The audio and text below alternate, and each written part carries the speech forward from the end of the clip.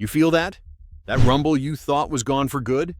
For years, every brand told you the same bedtime story. The V8 is over. Get used to smaller, boosted, electrified. Trust us. And Toyota, of all companies, just kicked the door back open. Not with a nostalgia poster, but with a chess move that makes the rest of the industry sweat. Because a Toyota V8 comeback doesn't just sell engines, it resets expectations about what trucks should feel like, sound like, and survive like. And when Toyota acts, everybody else stops pretending they're comfortable. Let's put a villain on the table. The narrative that V8s can't coexist with modern rules.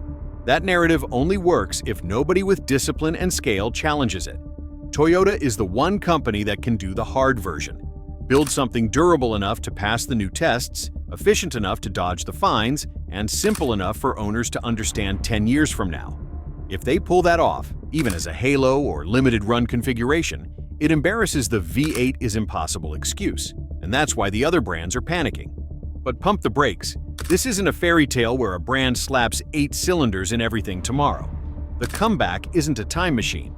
It's a portfolio play, a targeted V8 resurfacing where it makes strategic sense. High-load duty cycles, brand theater, towing-centric trims, and use cases where linear torque plus thermal margin beat numbers on paper. Think, a specific truck or trim that becomes a proof of concept and a marketing hammer. Toyota doesn't have to win on volume. They just have to break the narrative and make buyers ask ugly questions in other showrooms. So, what did Toyota expose? 3 uncomfortable truths the market didn't want to say out loud.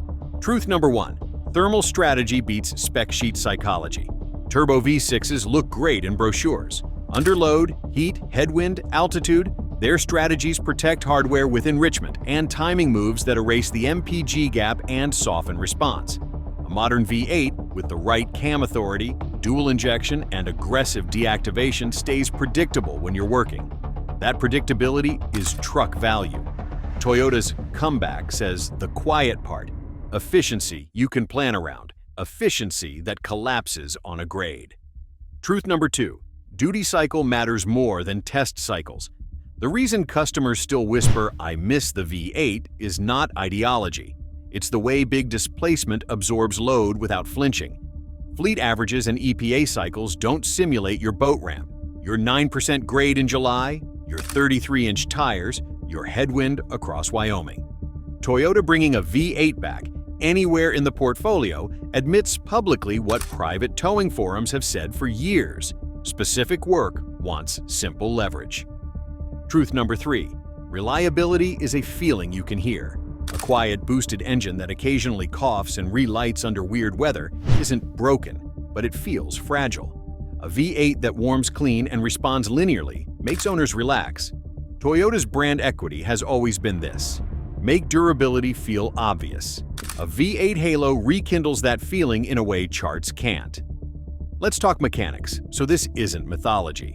A modern, survivable Toyota V8 Play would look like this. Smaller bore/optimized stroke for compact packaging and better combustion speed. Dual injection, DI plus port, so valves stay clean and knock margin stays fat in hot conditions. Wide authority cam phasing to shape effective compression at idle and part load, then widen the lungs under tow. Advanced cylinder deactivation, but calmer patterns that avoid torsional spikes and keep catalysts hot.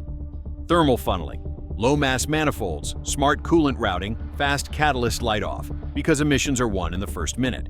Electric auxiliaries plus mild hybrid add-on for launch fill and accessory load without turning the engine into a propeller for a CVT party trick.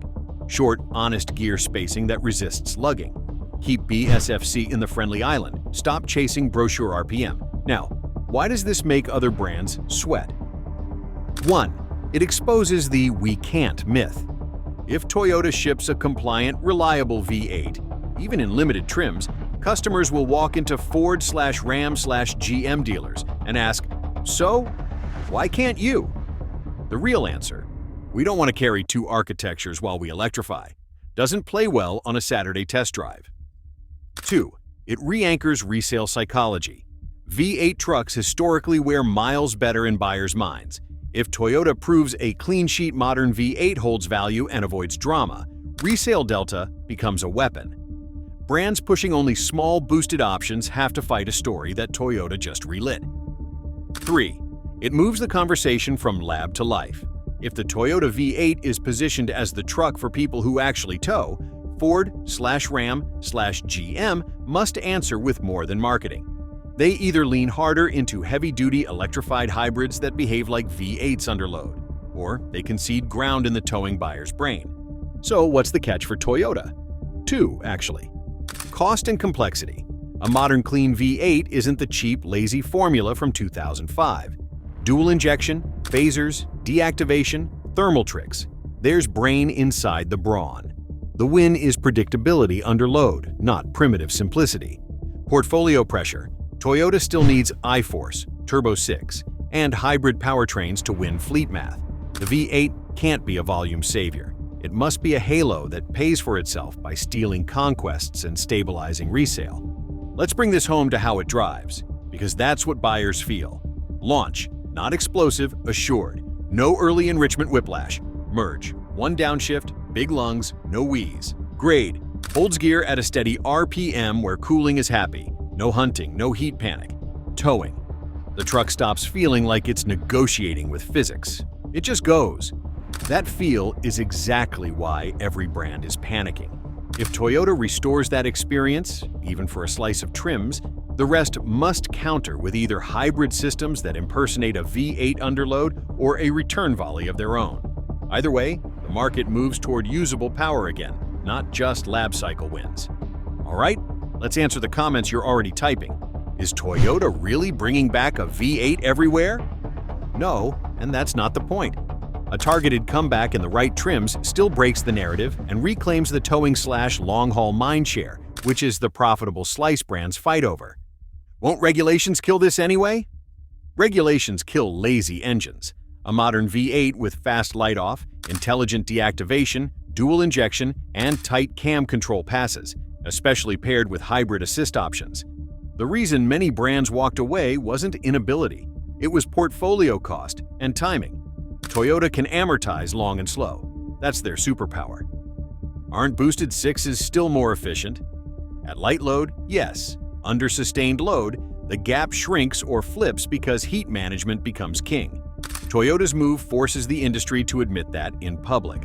If you're shopping, here's the decision tree Toyota just handed you. Mostly commute, occasional projects, rare towing, Turbo 6 or hybrid wins. Save fuel, enjoy torque fill, don't overbuy cylinders. Regular towing, long grades, hot climates, big tires. A modern V8 or a hybrid that behaves like one under load pays you back in predictability.